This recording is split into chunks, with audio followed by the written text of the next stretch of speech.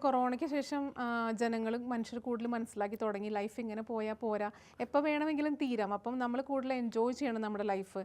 നമ്മൾ കിട്ടുന്ന പൈസ നമ്മൾ ജീവിതം മാത്രം നോക്കിയാൽ പോരാ, കുറച്ചും കൂടെ നമുക്കൊരു എക്സ്പ്ലോറിങ് വേണമെന്നുള്ളതിലാണ് ഫുഡും പ്ലേസും ഒക്കെ അവർ എക്സ്പ്ലോർ ചെയ്യാൻ തുടങ്ങിയത്. ആക്ച്വലി ആ ഒരു ഫുഡ് ഫെസ്റ്റിവലിൻ്റെ ഒരു ഇമ്പോർട്ടൻസ് കിട്ടുന്നതും ആ ഒരു കാലഘട്ടത്തിൽ, നമ്മൾ ആ ഒരു കഴിഞ്ഞ സമയത്താണ്, കൊറോണ കഴിഞ്ഞ സമയത്താണ് ഇതിൻ്റെയൊക്കെ ഒരു ഇമ്പോർട്ടൻസ് മനുഷ്യർക്ക് മനസ്സിലായി തുടങ്ങിയത്. ആക്ച്വലി തീർച്ചയായിട്ടും കൊറോണ ഒരു പ്രധാന ഘടകമാണ് അതിൽ. അതേസമയം ഇവിടെ നടന്നൊരു സാമൂഹിക മാറ്റമുണ്ട്. ഭക്ഷണം എന്നത് നമ്മൾ എല്ലാവരും പറയുന്ന പോലെ ഒരു അടിസ്ഥാന ആവശ്യമാണ്. മനുഷ്യൻ്റെ 3 അടിസ്ഥാന ആവശ്യങ്ങളിൽ ഏറ്റവും പ്രധാനപ്പെട്ട ഒന്നാണ് ഭക്ഷണം. ഭക്ഷണം, വസ്ത്രം, പാർപ്പിടം എന്നാണ് നമ്മൾ പറയുക. ആ ഭക്ഷണം എന്നത് അടിസ്ഥാന ആവശ്യമായിരിക്കുമ്പോൾ തന്നെ ഇതുപോലെ ഒരു പല കാരണങ്ങൾ കൊണ്ട് ഇപ്പോൾ കൊറോണ നമ്മളെ മനുഷ്യൻ്റെ കണ്ണ് ഓർപ്പിച്ചിട്ടുണ്ട്. എന്തിനാണ് സമ്പാദിച്ച് കൂട്ടുന്നത്, എന്തിനാണ് അത് പൂത്തി വെക്കുന്നത്, അല്ലെങ്കിൽ എന്തിനാണ് ഒരു ഭാഗത്ത് സൂക്ഷിച്ച് വെക്കുന്നത് എന്നുള്ള ചിന്ത മനുഷ്യന് ഉണ്ടാക്കിയിട്ടുണ്ട്. ജീവിക്കുമ്പോൾ നല്ല രീതിയിൽ ജീവിക്കുക, പണം ഉപയോഗിച്ച് ഭക്ഷണം കഴിക്കുക, ഇതുപോലുള്ള ജീവിത സൗകര്യങ്ങൾ ആസ്വദിക്കുക എന്നൊരു തലത്തിലേക്ക് അത് എത്തിയിട്ടുണ്ട്. അതോടൊപ്പം അതെല്ലാത്തെയും കാരണങ്ങൾ നമ്മുടെ നാട്ടിൽ ഇപ്പോൾ ഞാൻ നേരത്തെ പറഞ്ഞല്ലോ, ഭക്ഷണം, ആഘോഷം, ആളുകൾക്ക് കൂടിച്ചേരുക, സ്നേഹം പങ്കുവെക്കുക, അതുപോലുള്ള കാര്യങ്ങളിലേക്ക് ഇത് വരുന്നുണ്ട്. ഇപ്പോൾ നമ്മൾ തന്നെ ഇതിൻ്റെ ഒരു ടാഗ് ലൈനായിട്ട് പറയുന്നത് ടേസ്റ്റ് ഓഫ് ഹാർമണി എന്നാണ്. സൗഹാർദ്ദത്തിൻ്റെ, മനുഷ്യ പരസ്പരമുള്ള സ്നേഹത്തിൻ്റെ ഒക്കെ ഒരു ഐക്യത്തിൻ്റെ ഒരു പ്രതീകമായിട്ടാണ് നമ്മൾ ഭക്ഷണത്തെ കാണുന്നത്. ഫുഡ് മാത്രമല്ല, ഒരു സ്നേഹം പങ്കുവയ്ക്കാനും തീർച്ചയായിട്ടും ഇങ്ങനെയുള്ള ഫുഡ് ഫെസ്റ്റിവൽസ് ഒരുപാട് ഹെൽപ്പ് ചെയ്യാറുണ്ട്.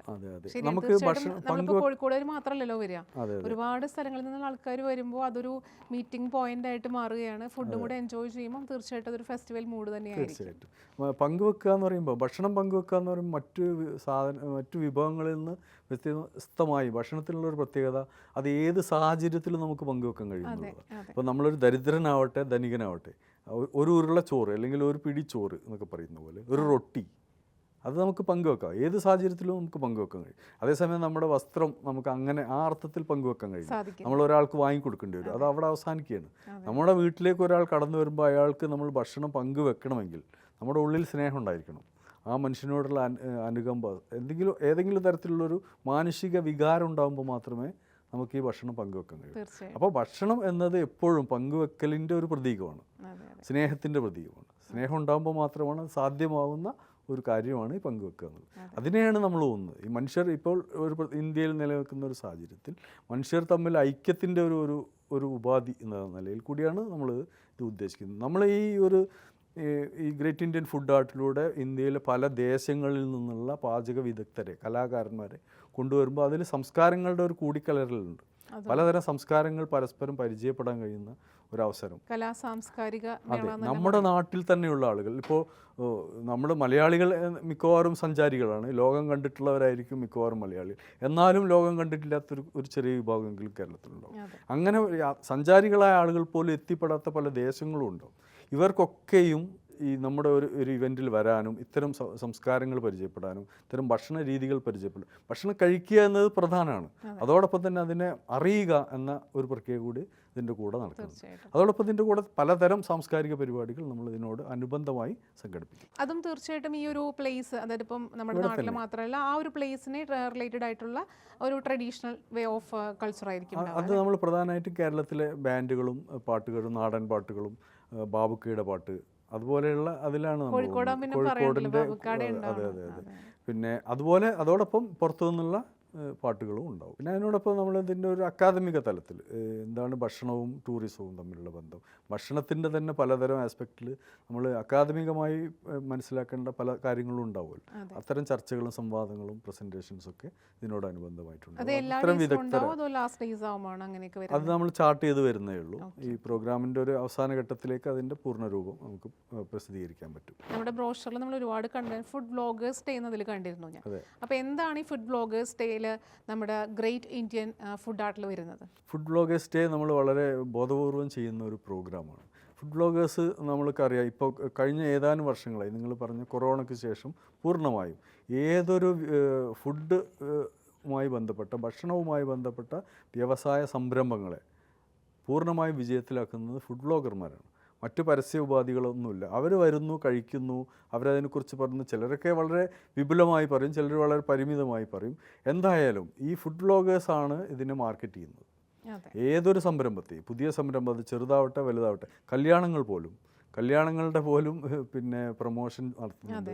അതിൻ്റെ പിന്നെ ആൽബങ്ങളിലൊക്കെ അത് കാണാം. അങ്ങനെ പലതരത്തിൽ ഫുഡ് ബ്ലോഗേഴ്സാണ് ഇപ്പോൾ കേരളത്തിലെ ഭക്ഷണ വ്യവസായത്തെ പലതരത്തിൽ നിലനിർത്തുന്നത്, അതിന് മുന്നോട്ട് കൊണ്ടുപോകുന്നു. അതേസമയം അവർക്ക് പണം കിട്ടുന്നുണ്ടാവാം, തീർച്ചയായും അവർക്ക് റെമ്യൂണറേഷൻ കിട്ടുന്നുണ്ടാവും. പക്ഷേ അവർക്ക് ഒരു അംഗീകാരമോ ഒരു ആദരവോ കിട്ടുന്നുണ്ടോ? കുറവായിരിക്കും. നമ്മൾ ആ പോയിന്റിൽ നിന്നാണ് ആലോചിക്കുന്നത്. നമ്മൾ അവരെ ആദരിക്കാനാണ്. അതെ, പണം കൊടുത്ത് കൊണ്ടുവരിക എന്നുള്ളത് വളരെ എളുപ്പമുള്ള കാര്യമാണ്. അത് പണമുള്ള ആർക്കും ഇവരെ കൊണ്ടുവന്ന് ഇതിൻ്റെ പ്രൊമോഷൻ നടത്താം. ഞങ്ങൾ അവർക്ക് തിരിച്ച് അവരെ ആദരിക്കാനാണ്. അവരുടെ സേവനം കേരളത്തിലെ ഭക്ഷ്യ വ്യവസായ മേഖലയെ പോഷിപ്പിക്കുന്നുണ്ട്. ആ ഘടകത്തിനാണ് ഞങ്ങൾ പോകുന്നത്. അതുകൊണ്ട് അവരെ ആദരിക്കപ്പെടണം, അവർ അംഗീകരിക്കപ്പെടണം, അവരുടെ അനുഭവങ്ങൾ അവർക്ക് പങ്കുവെക്കാൻ അവസരം കിട്ടണം. അതിനുള്ളൊരു അവസരം എന്ന നിലയിലാണ് കേരളത്തിലെ ഏറ്റവും പ്രധാനപ്പെട്ട 100 ഫുഡ് ബ്ലോഗർമാരെ നമ്മൾ ഈ വേദിയിൽ, ഗ്രേറ്റ് ഇന്ത്യൻ ഫുഡ് ആർട്ടിൻ്റെ വേദിയിൽ ആദരിക്കുക. അപ്പോൾ അത് തെരഞ്ഞെടുത്ത ശേഷം ഒരു പ്രത്യേക ഡേയിലായിരിക്കുള്ളൂ ഈ ഫുഡ് ബ്ലോഗേഴ്സ് ഡേയിലുണ്ടാവും. അത് ഏത് ഡേയിലാണെന്ന്? രണ്ടാമത്തെ ദിവസം തന്നെ ഫുഡ് ബ്ലോഗേഴ്സ് ഡേ നമ്മുടെ ഇവന്റിന്റെ ഈ ഗ്രേറ്റ് ഇന്ത്യൻ ഫുഡ് ആർട്ടിന്റെ രണ്ടാമത്തെ ദിവസം മെയ് 4-നായിരിക്കും ഫുഡ് ബ്ലോഗേഴ്സ് ഡേ ഉണ്ടാവുന്നത് അല്ലേ? അപ്പോൾ ഒരു തെരഞ്ഞെടുത്ത ഒരു 100 ഫുഡ് ബ്ലോഗേഴ്സിനായിരിക്കും നമ്മൾ ആ ഒരു ഡേയിൽ ആദരിക്കുന്നത്. തീർച്ചയായിട്ടും അതൊരു വെറൈറ്റി ഓഫ് പ്രോഗ്രാം ആണ്. എല്ലാവരും ബ്ലോഗ് ചെയ്ത് പോകും, അവർ പറഞ്ഞ പോലെ പൈസ വാങ്ങിക്കുന്നല്ലാതെ അവരെ ഒരു റെസ്പെക്ട് അല്ലെങ്കിൽ അവർക്ക് ഒരു വാല്യൂ കൊടുക്കുന്ന പ്രോഗ്രാംസ് ആക്ച്വലി ഉണ്ടായിട്ടില്ല. അപ്പോൾ അങ്ങനെ ഒരു പ്രോഗ്രാമും കൂടെ നമ്മൾ കണ്ടക്ട് ചെയ്യുന്ന തീർച്ചയായിട്ടും ഇതിൻ്റെ ഒരു സ്പെഷ്യൽ ഡേ ആയിട്ട് മാറട്ടെ. ആദ്യം തന്നെ സാറിൻ്റെ ഒരു ബേസിക് വിശേഷങ്ങളിലേക്കൊക്കെ ഒന്ന് പോകാം. സാറിൻ്റെ നാട് എവിടെയാണ്? വീട്ടിൽ ആരൊക്കെയുണ്ട്? ഞാൻ നാട് കോഴിക്കോടാണ്.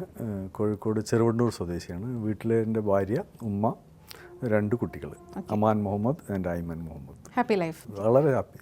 അപ്പം ഞാൻ ആദ്യം പറഞ്ഞു ഫുഡ് ഫെസ്റ്റിവലാണ് നമ്മുടെ ഒരു മെയിൻ അട്രാക്ഷൻ എന്ന് പറയുന്നത്. അപ്പോൾ ഇറ്റോപ്പിയ ഇവൻച്ചേഴ്സ് നടത്തുന്ന ആ ഒരു ഫുഡ് ഫെസ്റ്റ് എന്താണ്, എങ്ങനെയാണ്? ഇറ്റോപ്പിയ ഇവൻച്ചേഴ്സ് ഒരു പ്രൈവറ്റ് ലിമിറ്റഡ് കമ്പനിയാണ്. ഞങ്ങൾ ഏകദേശം ഒരേ കാലത്ത് ഒരുമിച്ച് പഠിച്ച കുറേ സുഹൃത്തുക്കളും അതോടൊപ്പം മറ്റു ചില സുഹൃത്തുക്കളും കൂടി ചേർന്ന് നടത്തുന്ന ഒരു കമ്പനിയാണ്. പ്രധാനമായും ഫുഡ് റിലേറ്റഡ് ആയിട്ടുള്ള ഇവൻറ്റുകളാണ് നമ്മൾ ഫോക്കസ് ചെയ്യുന്നത്, അതാണ് നടത്താൻ ഉദ്ദേശിക്കുന്നത്.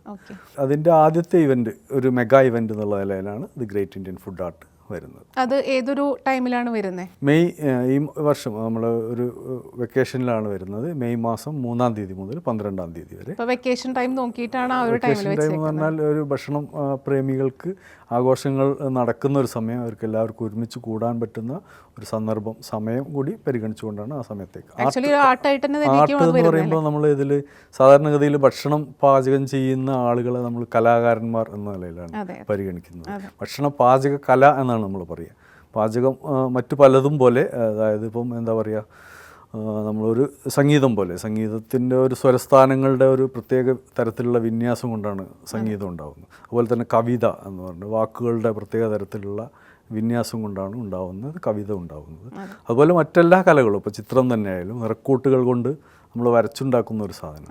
അതുപോലെ തീർത്തും അതുപോലെ തന്നെ പാചകം എന്ന് പറയുന്നത് അതിൻ്റെ ചേരുവകൾ യഥാവിധി ചേരുമ്പോഴാണ്, അതിൻ്റെ ശരിയായ അളവിൽ, തോതിൽ ആ പാചകത്തിൽ ചേരുവകൾ ചേരുമ്പോഴാണ്, ആ ചേരുവകൾ യഥാവിധി ചേർക്കുക എന്നുള്ളത് വളരെ കലാപരമായ, വളരെയധികം എന്താ പറയുക, സർഗസിദ്ധി ആവശ്യമുള്ള ഒന്നാണ്.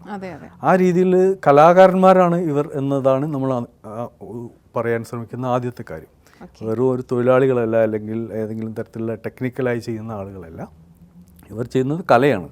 അതിനെ ആദരിക്കുക എന്ന് പറയുമ്പോൾ നമുക്കൊരു കാര്യം കടമെടുക്കേണ്ടി വരും. ഉസ്താദ് ഹോട്ടലിലെ ഒരു ഡയലോഗ്, ഫുഡ് എന്ന് പറഞ്ഞിട്ടുണ്ടെങ്കിൽ ഒരിക്കലും വയറ് മാത്രം നടക്കുന്ന, നമ്മുടെ മനസ്സും കൂടെ നടക്കുന്നതാണ്. മനസ്സ് നടക്കുന്ന പറയുമ്പോൾ തീർച്ചയായിട്ടും ഒരു ആർട്ട് തന്നെയാണ്. അപ്പോൾ തീർച്ചയായിട്ടും സാറിൻ്റെ ഒരു art the great Indian food art അല്ലേ? അപ്പോൾ അതിൽ എന്തൊക്കെയാണ് ആക്ച്വലി വരുന്നത്? നമ്മുടെ ഞാൻ പറഞ്ഞിരുന്നു നേരത്തെ, ഇന്ത്യയുടെ ഒരുപാട് ഭാഗങ്ങളിൽ നിന്നുള്ള ഫുഡാണ്, നമുക്കതിൽ വെറൈറ്റി ഫുഡ്സാണ് വരുന്നത്. ഫുഡ് ലവേഴ്സിൻ്റെ ഒരു ഗ്രേറ്റ് ഓപ്പർച്യൂണിറ്റി ആയിരിക്കും ഓഫ് കോഴ്സ്. അപ്പോൾ എത്രത്തോളം, ഏതെല്ലാം ഭാഗത്തു നിന്നുള്ള ഫുഡാണ് നമുക്കതിൽ കിട്ടുന്നത്? ഈ ഇന്ത്യയിലെ പ്രധാനപ്പെട്ട 25 നഗരങ്ങളാണ് ഈ തവണ ഈ എഡിഷനിൽ നമ്മൾ ഉദ്ദേശിക്കുന്നത്. ഈ ഫുഡ് എന്ന് പറയുമ്പോൾ നമ്മൾ ഓരോ നാടിനും ഒരു ഫുഡ് ഉണ്ടാവും, ഒരു ഫുഡ് കൾച്ചർ ഉണ്ടാവും. ഇപ്പോൾ കോഴിക്കോട്, ഞങ്ങളുടെ നാട്, കോഴിക്കോടിൻ്റെതായ തനത് വിഭവങ്ങളുണ്ടാവും. കൊച്ചിയിലേക്ക് വരുമ്പോൾ കൊച്ചിയുടേതായ തനത് വിഭവങ്ങളുണ്ടാവും. കേരളത്തിൽ തന്നെ ഓരോ പ്രദേശത്തും വ്യത്യസ്തമായ രുചിഭേദങ്ങളുണ്ടാവും. പലതരം പലഹാരങ്ങളായാലും ശരി, പലതരം അപ്പങ്ങളായാലും ശരി, എല്ലാതരം കറികളായാലും ശരി, ബിരിയാണി തന്നെ യഥാർത്ഥത്തിൽ കേരളത്തിലേക്ക് വന്നൊരു വിഭവമാണ്. പക്ഷെ അത് കേരളത്തിൻ്റെ പല മേഖലകളിൽ പല തരത്തിലാണ് ഉണ്ടാക്കുന്നത്, പാചകം ചെയ്യപ്പെടുന്നത്. അതേപോലെ ഇന്ത്യയുടെ ഓരോ നഗരങ്ങൾക്കും ഒരു ഭക്ഷണ സംസ്കാരത്തിൻ്റെ ഒരു കഥ പറയാനുണ്ട്. ആ ഭക്ഷണ സംസ്കാരത്തിൽപ്പെട്ട അതിൻ്റെ ഒരു പാരമ്പര്യ തനിമയുള്ള ഭക്ഷണങ്ങൾ നമ്മൾ ഒരിടത്ത് എത്തിക്കുക എന്നുള്ളതാണ് ഈ അതെ. ഈ ഇവൻറ്റിൻ്റെ ഒരു ഏറ്റവും വലിയ പ്രത്യേകതയായി നമ്മൾ പറയാം. നമ്മൾ കുറച്ച് നാൾ മുന്നേക്ക് വരെ കേട്ടിരുന്നത് chicken biryani, beef biryani, mutton biryani, ഇതിലാണ് നമ്മുടെ ഒരു ബിരിയാണി നമ്മൾ ഒതുക്കിയിരുന്നത് അല്ലെങ്കിൽ ഒതുങ്ങിയിരുന്നത്. അപ്പോൾ ഇതുപോലുള്ള ഒരുപാട് വെറൈറ്റി ഓഫ് ബിരിയാണീസ് അടക്കമുള്ള നമുക്ക് തീർച്ചയായിട്ടും ദ ഗ്രേറ്റ് ഇന്ത്യൻ ഫുഡ് ആർട്ടിൽ നമുക്ക് എക്സ്പ്ലോർ ചെയ്യാൻ പറ്റും അല്ലേ? തീർച്ചയായും. പക്ഷെ അത് ആ തരത്തിലല്ല. നമ്മൾ അതിൻ്റെ ഒരു അത്തരം വൈവിധ്യങ്ങൾ അല്ലെങ്കിൽ വൈവിധ്യപരമായ രീതിയിൽ അവതരിപ്പിക്കുക എന്നതല്ല. നമ്മളിതിൽ പ്രധാനമായി ഊന്നുന്ന ഒരു കാര്യം ഭക്ഷണത്തിൻ്റെ ഒരു പാരമ്പര്യം ഉണ്ടാവും. ഒരു ഭക്ഷണം ഉണ്ടായി വരുന്ന ഓരോ നാട്ടിൽ. ഇപ്പോൾ ഉദാഹരണത്തിന് ഹൈദരാബാദിലെ ഹലീം എന്ന് പറയുന്നത് ഒരു ഭക്ഷണമാണ്, അതൊരു ഭക്ഷണ വിഭവമാണ്. പക്ഷേ അതിനൊരു ചരിത്രമുണ്ട്. അതുപോലെ തന്നെ ബിരിയാണി, ഇന്ത്യയിലെ ബിരിയാണിക്ക് ഒരു ചരിത്രമുണ്ട്. അതുപോലെ ഓരോ നാട്ടിലും ഉണ്ടാകുന്ന പ്രത്യേകതരം വിഷയം. നമ്മുടെ നാട്ടിൽ തന്നെ പലതരം അപ്പങ്ങൾ കേരളത്തിൻ്റെ ഒരു തനത് വിഭവമാണ്. അതേസമയം ബ്രെഡ് എന്ന നിലയിൽ പലതരത്തിലുള്ള ഇപ്പോൾ ഇഡ്ഡലി അങ്ങനെ പല വകഭേദങ്ങൾ, അപ്പത്തിൻ്റെ പല വകഭേദങ്ങൾ ഇന്ത്യയുടെ എല്ലാ ഭാഗങ്ങളിലും ഉണ്ട്. പക്ഷേ അപ്പം എന്നത് തീർത്തും ഒരു കേരളീയ വിഭവമാണ്. അപ്പോൾ അതിന് തീർച്ചയായും ഒരു ചരിത്രം ഉണ്ടാവും. ഇങ്ങനെ ഓരോ വിഭവങ്ങളും നാടിൻ്റെ സാംസ്കാരിക പ്രധാനമായ പാരമ്പര്യമുള്ള ഭക്ഷണങ്ങളുടെ ഒരു മേള. ആ അർത്ഥത്തിലാണ് നമ്മൾ പിന്നെ ഈ ഗ്രേറ്റ് ഇന്ത്യൻ ഫുഡ് ആർട്ടിന് കാണുന്നത്.